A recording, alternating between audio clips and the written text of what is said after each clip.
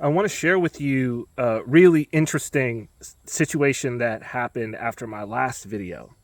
So, a colleague of mine, longtime Bitcoin developer who we've ran in the same circles for quite a few years, reached out first in a comment on the video and then privately to me with two things. First, he said that he wanted to come and join the Bitcoin Mystery School class for August, which is August 23rd, 24th, and 25th. Since in that video, as I had noted, and I'll note again, this may be the last one. I'm getting very, very busy. There was 2 years in between the last curriculum and this one, almost 2 years. The next 2 years for me are turning out to be pretty busy. So but then he asked, well, since I'm in Venezuela, I didn't mention that, he's based in Venezuela. Since I'm in Venezuela, with the payment methods that you have on the site, that's not going to work for me, but can I pay in USDT? And I said, of course. And if you want to pay in USDT or you want to pay in another cryptocurrency, I will accept those happily. If you want to come and join the course, reach out to me privately, info@bitcoinmysteryschool.com. So then we got to talking about USDT use in Venezuela. And he mentioned that over the last year or so, now I had always, over the last year or so, it's significantly grown and it's almost all USDT, Tether. Now, Venezuela for many years has been a hotbed or a sort of a, what would you say? It's been one of those destinations where those of us who are into peer-to-peer electronic cash, the more ideological of us, have had it on the radar.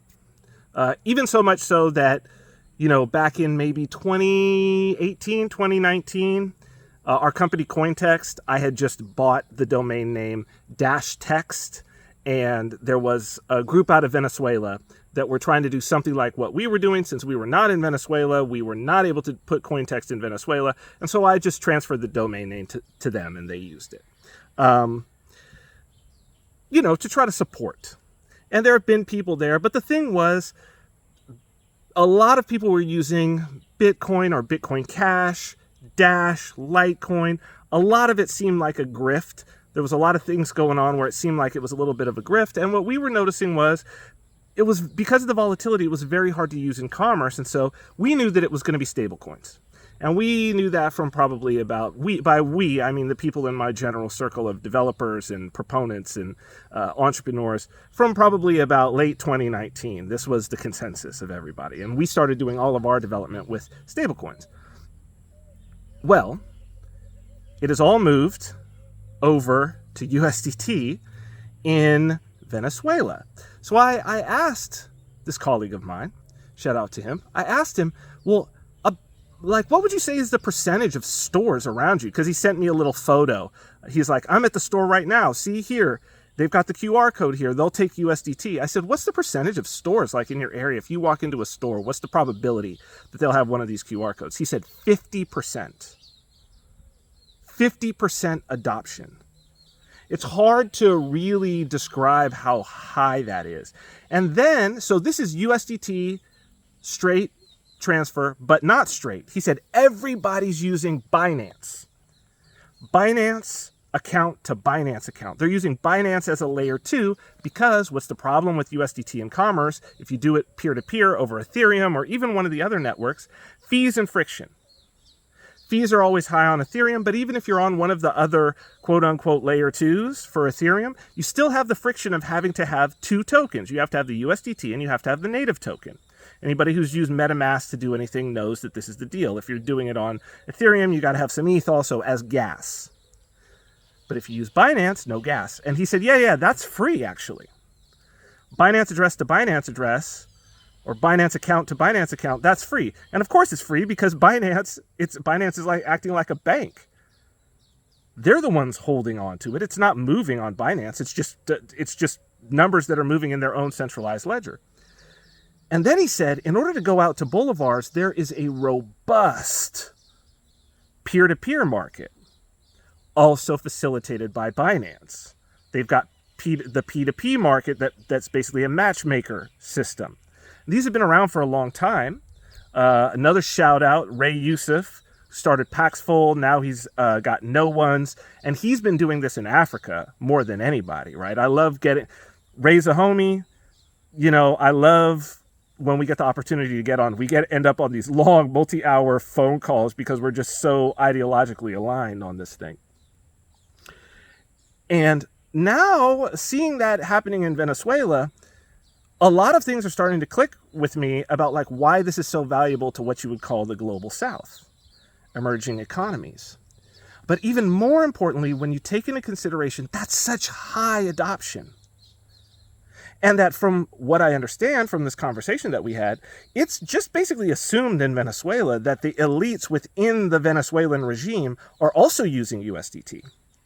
And from my last video, when I was talking about the fact that we know that there has been trade between Russian traders and Chinese traders for many years with USDT across the border, importer-exporter, now we're seeing, because of the sanctions, USDT, Tether, being used at a higher level for big commodity trades, right? Bloomberg just reported on this, okay?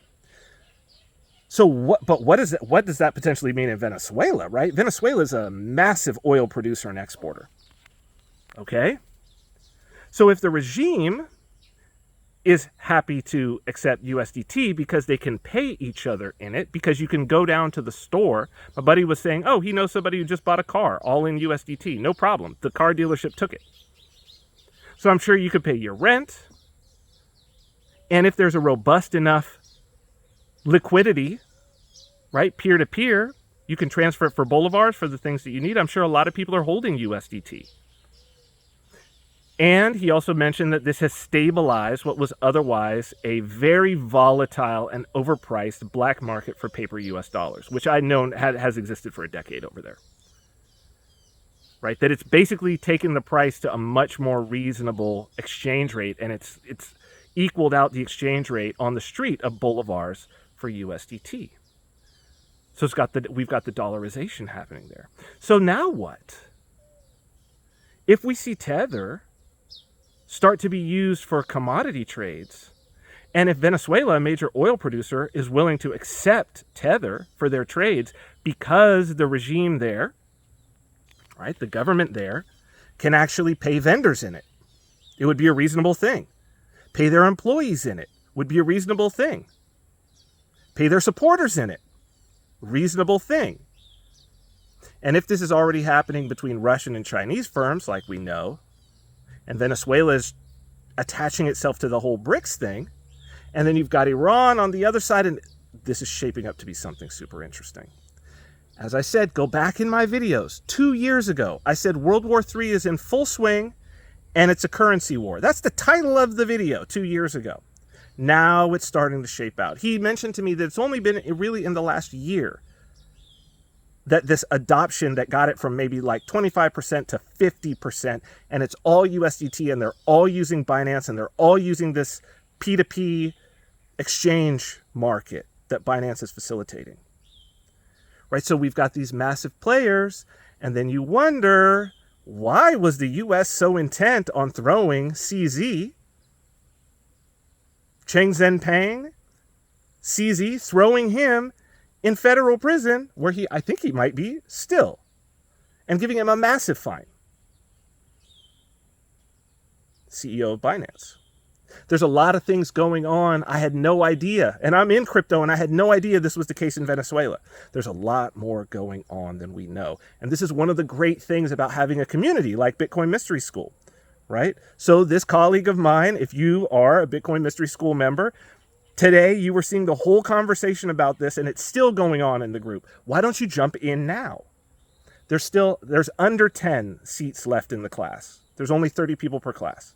And this may very well be my last one. There's a very good chance of it, because I get busy, it takes a lot out of me, and I can't do it. BitcoinMysterySchool.com. Would love to see you there. It's only 1 week from now. It's next weekend, August 23rd, 24th, 25th. BitcoinMysterySchool.com. Come in, join, be a part of the community. It's a lot more than just the class. There's things going on nonstop. So you're a student in this coming weekend, and then for the years after that, because we've been going for over 4 years. In the years after that, you're still going to be part of the community. You're still going to get all of this goodness. All right, bitcoinmysteryschool.com. I'll see you there.